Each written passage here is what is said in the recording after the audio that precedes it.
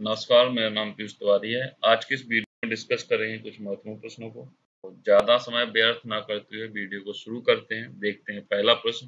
पहला प्रश्न है आज का, सिंधु घाटी सभ्यता के बारे में सबसे पहले जानकारी दी। आपके ऑप्शन है चार्ल्स मैसन ने, दयाराम साहनी ने, रॉबर्ट ब्रुसफुट ने या रखालदास बैनर्जी ने।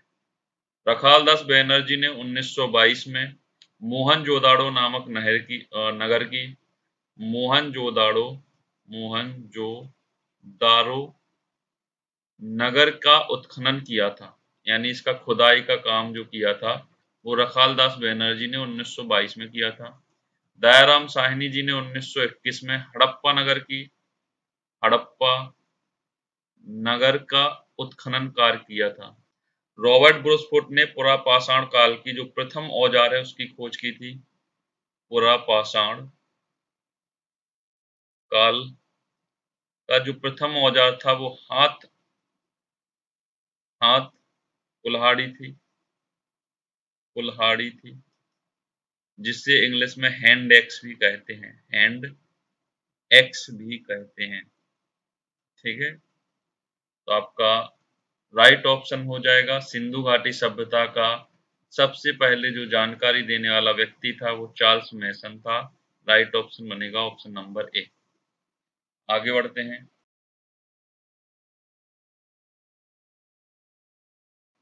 आज का अगला प्रश्न है, सिंधु घाटी सभ्यता का नाम किस पुरातात्विक वैज्ञानिक ने दिया था।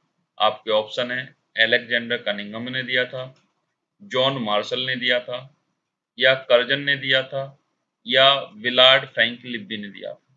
तो विलियर्ड फ्रैंक लिब्बी ने कार्बन डेटिंग नामक पद्धति की खोज की थी। कार्बन डेटिंग, ठीक है। इस कार्बन डेटिंग पद्धति से किसी वस्तु के उम्र का पता लगाया जाता है। वह वस्तु कितनी पुरानी है उसका पता लगाने के लिए हम कार्बन डेटिंग का प्रयोग करेंगे। एलेक्जेंडर जो कनिंघम है ये आर्कियोलॉजिकल सर्वे ऑफ इंडिया यानी भारतीय पुरातात्विक सर्वेक्षण के प्रथम महानिदेशक थे। प्रथम महानिदेशक थे।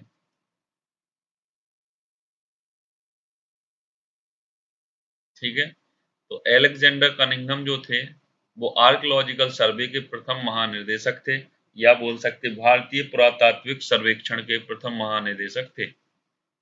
और एएसआई एएसआई आर्कियोलॉजिकल सर्वे का जो स्थापना हुई थी वह कर्जन के समय हुई थी, और इसकी स्थापना करने वाले व्यक्ति थे विलियम जोन्स।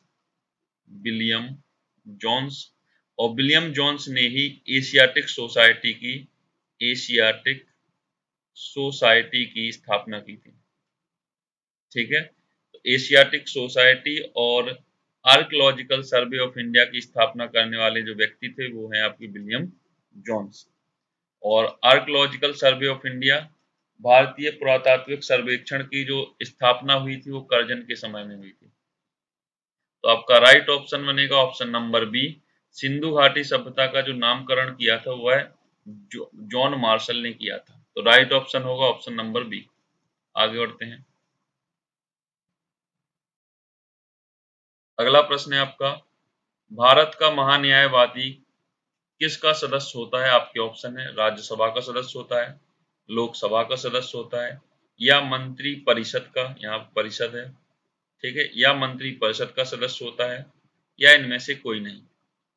तो आपका भारत का महान्यायवादी ना तो राज्यसभा का सदस्य होता है, ना ही लोकसभा का सदस्य होता है, और ना ही मंत्री परिषद का सदस्य होता है। तो आपका राइट ऑप्शन होगा ऑप्शन नंबर डी, इनमें से कोई नहीं। महान्यायवादी की नियुक्ति जो करते हैं राष्ट्रपति करते हैं। और महान्यायवादी बनने के लिए जो आपकी योग्यताएं होनी चाहिए वही होनी चाहिए जो उच्च न्यायालय के न्यायाधीश की होती है। ठीक है, जो आपके उच्च न्यायालय के न्यायाधीश बनने के लिए योग्यताओं की जरूरत होती है, उन्हीं योग्यताओं की जरूरत होती है महान्यायवादी बनने के लिए। और महान्यायवादी की जो नियुक्ति करता है वो राष्ट्रपति करता है। इन्हीं के प्रसाद पर्यंत ये अपने कार्यकाल को चलाते हैं। भारत का महान्यायवादी भारत के किसी भी न्यायालय में जाकर सुनवाई कर सकता है। इन्हें यह पावर दिया गया है। आगे बढ़ते हैं।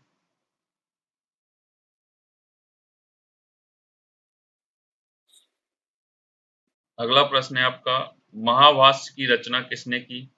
आपके ऑप्शन है शंकराचार्य ने की, पतंजलि ने की, नागार्जुन ने की या कल्हड़ ने की। कल्हड़ ने राज तरंगिणी की रचना की। नागार्जुन ने शून्यवाद की रचना की, शून्यवाद। और यह कनिष्क के दरबारी थे, कनिष्क के दरबारी थे। तो आपका राइट ऑप्शन होगा ऑप्शन नंबर बी।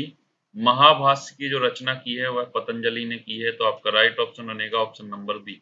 आगे बढ़ते हैं। अगला प्रश्न है आपका, किस आर्टिकल के तहत विधि के समक्ष समता की बात कही गई है? आपके ऑप्शन है अनुच्छेद 17 में अस्पृश्यता का अंत कहा गया है, अस्पृश्यता का अंत की बात कही गई है, यानी छुआछूत का अंत होना चाहिए आर्टिकल 17 में, यह कहा गया है।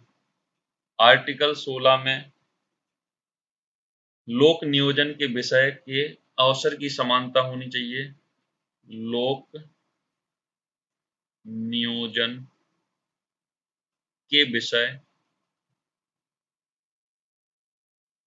के अवसर की समानता, के अवसर की समानता। आर्टिकल 16 कहता है कि जो भी पद आपके निकाले जाते हैं सरकार के द्वारा, उन पर सभी लोगों के लिए समान आहारताएं होनी चाहिए सिवाय एससी, एसटी और ओबीसी के।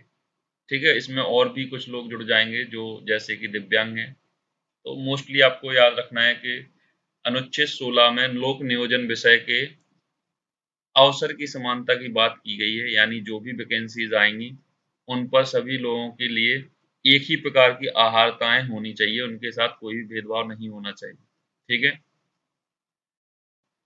आर्टिकल 15 कहता है धर्म, जाति, लिंग, जन्म स्थान स्थान के कारण कोई भी भेदभाव नहीं होना चाहिए, के कारण कोई भी भेदभाव नहीं होना चाहिए, भेदभाव नहीं होना चाहिए। ठीक है। आर्टिकल 15 कहता है धर्म, जाति, लिंग, जन्म स्थान के आधार पर कोई भी भेदभाव किसी के साथ नहीं होना चाहिए। ठीक है।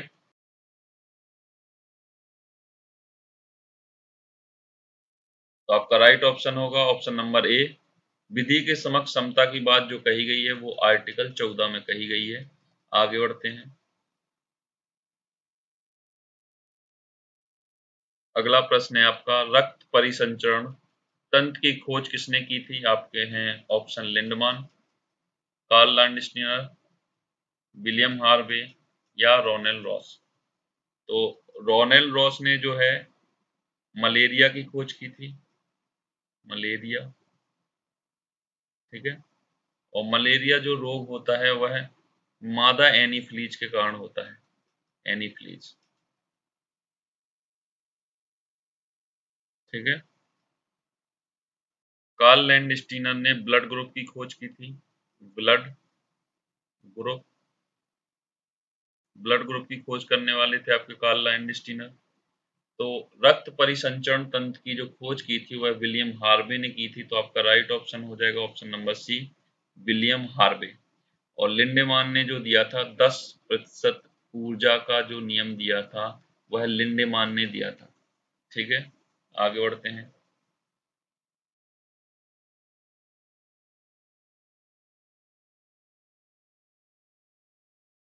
अंतरराष्ट्रीय ओलंपिक संघ का मुख्यालय स्थित है? आपके ऑप्शन है जेनेवा में, लुसाने में, वॉशिंगटन डीसी में या दुबई में। तो आपका दुबई में है आईसीसी का मुख्यालय, वॉशिंगटन डीसी में आपका वर्ल्ड बैंक का, वर्ल्ड बैंक और आईएमएफ का मुख्यालय दोनों का है आपका वॉशिंगटन डीसी में। जेनेवा में आपके हैं डब्ल्यूटीओ के मुख्यालय और डब्ल्यूएचओ का। तो आपका राइट ऑप्शन होगा ऑप्शन नंबर बी। अंतरराष्ट्रीय ओलंपिक संघ का मुख्यालय जो है ल्यूसाने के अंदर है। Option number B is a correct answer. आगे बढ़ते हैं। अगला प्रश्न है आपका, जापान की संसद का क्या नाम है? आपके ऑप्शन है सोरा, नेसेट, डाइट या इनमें से कोई नहीं। देखा जाए डाइट जो है आपकी जापान की संसद का नाम है, तो राइट ऑप्शन होगा ऑप्शन नंबर सी। नेसेट को देखा जाए तो यह इजराइल की संसद का नाम है। इजराइल की संसद का नाम नेसेट है। और शूरा जो है यह अफगानिस्तान की संसद का नाम है। अफगान की जो संसद का नाम है वह शूरा है। ठीक है, तो आगे बढ़ते हैं।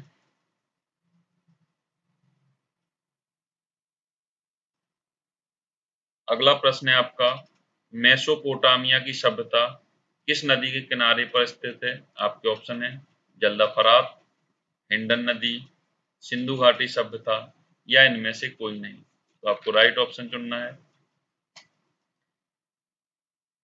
सिंधु घाटी नदी पर तो आपकी सिंधु घाटी सभ्यता थी। सिंधु घाटी सभ्यता थी। ठीक है। और हिंडन नदी के किनारे जो था आपका आलमगीरपुर था।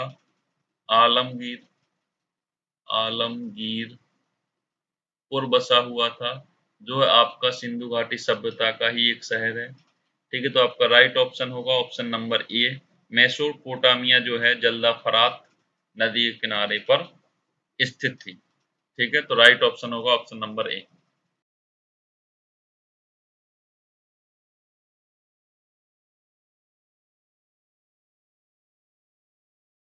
अगला प्रश्न है आपका, अशोक शिलालेखों की संख्या कितनी है, या अशोक के शिलालेखों की संख्या कितनी है? तो आपके ऑप्शन है 14, 15, 16 या 17। तो आपका राइट ऑप्शन होगा ऑप्शन नंबर ए। अशोक के जो शिलालेख हैं वह आपके 14 हैं। इनके गुहालेख हैं, गुहालेख, और 7 स्तंभ लेख हैं, 7। अगला प्रश्न है आपका, जर्मन सिल्वर किन किन धातुओं से मिलकर बना होता है? आपके ऑप्शन है Cu Zn Ni से, Cu+Sn से, Cu+Al से, Cu+Zn से। तो आपको राइट ऑप्शन बताना है। Cu+Zn से बनता है आपका पीतल। पीतल बनाने के लिए आपको कॉपर और जिंक को मिलाना होगा, तो पीतल बनेगा। यदि आप कॉपर और एल्युमिनियम को मिलाते हैं तो आपका बनेगा rolled gold. Rolled gold. Market में आपने देखे होंगे सोने की तरह चूड़ियां या गहने मिलते हैं सस्ते में, तो वो आपके रोल्ड गोल्ड के बने होते हैं। Cu+Sn, Cu+Sn कॉपर और टिन को मिलाएंगे तो आपका बनेगा कांसा। ठीक है। कॉपर, जिंक और निकल को यदि आपने मिलाया तो ये बन जाएगा आपका जर्मन सिल्वर। तो आपका राइट ऑप्शन होगा ऑप्शन नंबर ए। आगे बढ़ते हैं।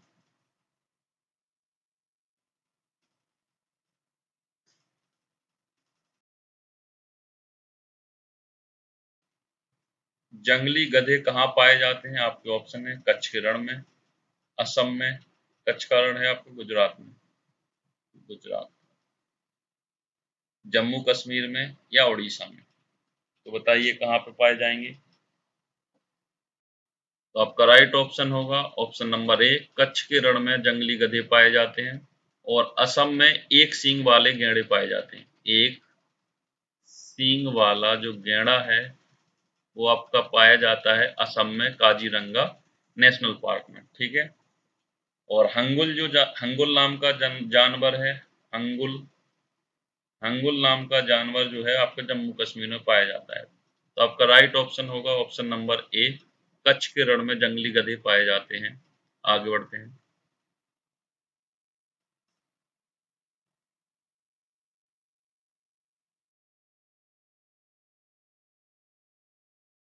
अगला प्रश्न है आपका, बौद्ध धर्म की प्रथम संगीति का आयोजन किस स्थान पर हुआ था? आपके ऑप्शन है वैशाली में, राजगृह में, पाटलिपुत्र में या कुंडलवन में।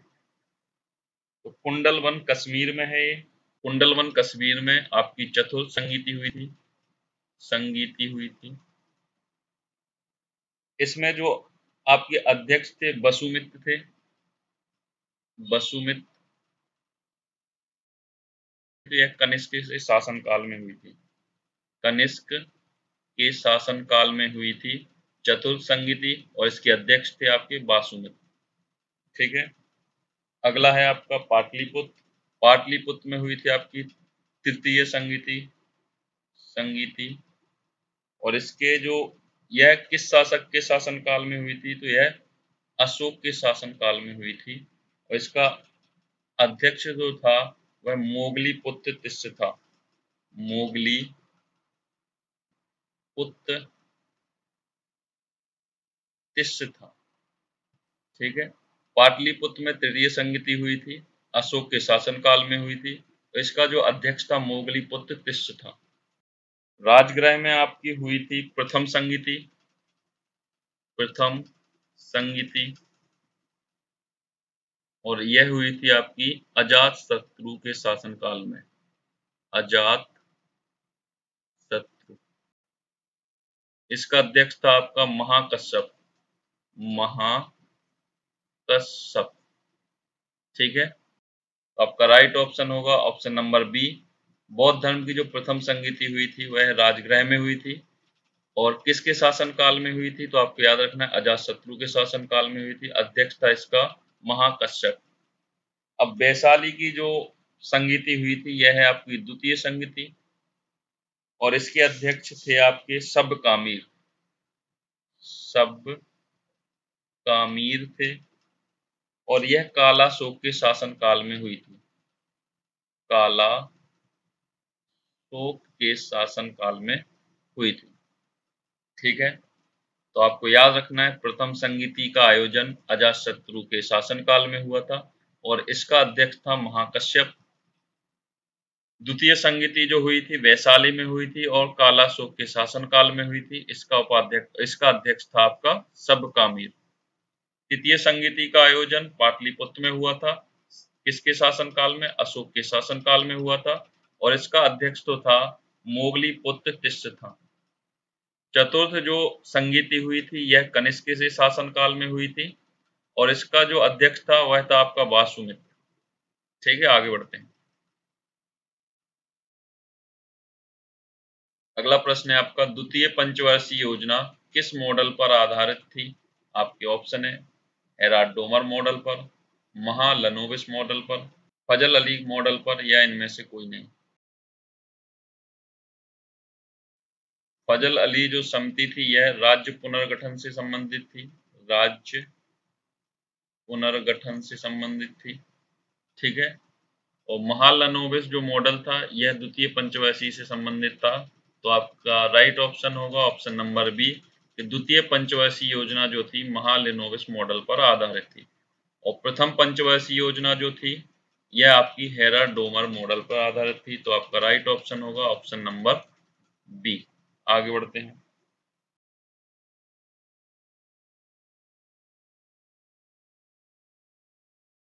वसा को तोड़ने वाला एंजाइम है, आपके पास है ऑप्शन रेप्सन,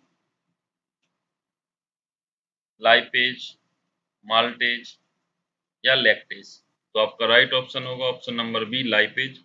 लाइपेज वसा को तोड़ने का कारण बनता है, तो आपका सही ऑप्शन होगा ऑप्शन नंबर बी। वसा को तोड़ने वाला जो एंजाइम है वह लाइपेज है। आगे बढ़ते हैं।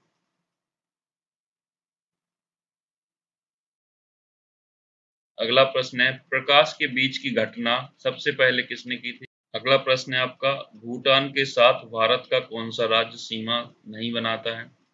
आपके ऑप्शन है सिक्किम, पश्चिम बंगाल, आंध्र प्रदेश, असम, मेघालय। अलग अलग कर लो, डी और ई हो गया आपका मेघालय। तो सिक्किम आपका सीमा बनाता है, पश्चिम बंगाल भी आपका भूटान के साथ सीमा बनाता है, आंध्र प्रदेश काफी दूर है भूटान से तो आंध्र प्रदेश सीमा नहीं बनाएगा, असम भूटान के साथ सीमा बनाएगा, और मेघालय आपका सीमा नहीं बनाएगा। तो आपके दो आंसर निकल के आएंगे, सी और ई जो है आपका भूटान के साथ सीमा नहीं बनाते हैं। अगला प्रश्न है आपका, गुरु घासीदास टाइगर रिजर्व स्थित है? आपके ऑप्शन है छत्तीसगढ़ में, राजस्थान में, गुजरात में, या मध्य प्रदेश में? तो मध्य प्रदेश में है आपका बांधवगढ़ टाइगर रिजर्व, और पेंच टाइगर रिजर्व भी आपका मध्य प्रदेश में है। तो मध्य प्रदेश में बांधवगढ़ और पेंच टाइगर रिजर्व स्थित हैं। गुजरात में आपका गिर नेशनल पार्क है, गिर नेशनल पार्क। राजस्थान में आपके हैं रणथंबोर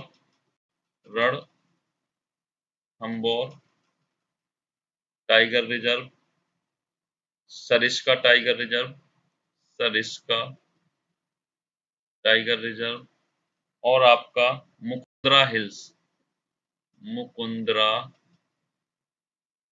हिल्स टाइगर रिजर्व भी आपके हैं राजस्थान में।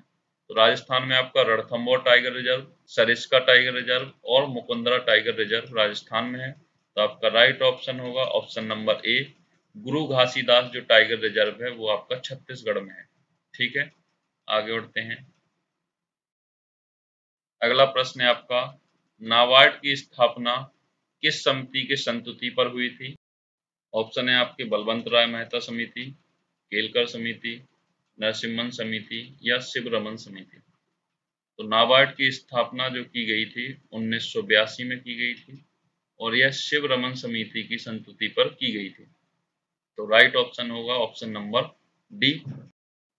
नरसिम्हन समिति बैंकिंग सुधार से संबंधित है, बैंकिंग सुधार से संबंधित है आपकी नरसिम्हन समिति। केलकर समिति आपकी पीपीपी पब्लिक प्राइवेट पार्टनरशिप से संबंधित है आपकी केलकर समिति।